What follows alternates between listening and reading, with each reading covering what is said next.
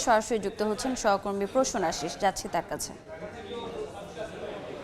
দেখুন, অন্যান্য দিনের মতো আজও কিন্তু কর্মব্যস্ত দিন পার করছেন প্রধানমন্ত্রী তারেক রহমান।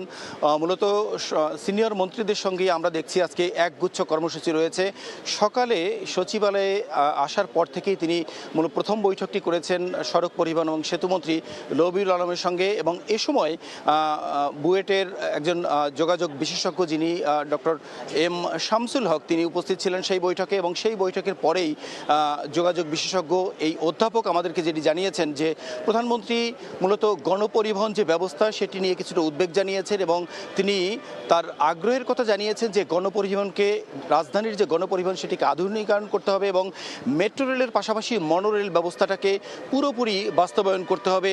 এর পাশাপাশি তিনি কিছুটা উদ্বেগ জানিয়েছেন যে নারী যাত্রী যারা চলাচল করেন তাদের মূলত যাতায়াতে অনেক সমস্যা হয়, সেটি তিনি স্পষ্টভাবে উল্লেখ করে তিনি বলেছেন যে নারী যাত্রীদের জন্য যাতে বিদ্যুৎ চালিত বিশেষ যানবাহন চালু করা যায় রাজধানীতে, সেই ব্যবস্থাটি দ্রুত নিতে হবে।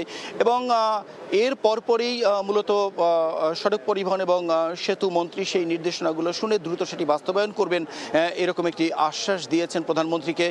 এরপরে আমরা দেখেছি যে মুক্তিযুদ্ধ বিষয়ক মন্ত্রী তিনি ভিতরে প্রবেশ করেছেন এবং তার সঙ্গে বৈঠক রয়েছে। এছাড়া এলজিআরডি মন্ত্রী, অর্থমন্ত্রী, স্বরাষ্ট্রমন্ত্রী তাদের সাথেও বৈঠক রয়েছে আজকে।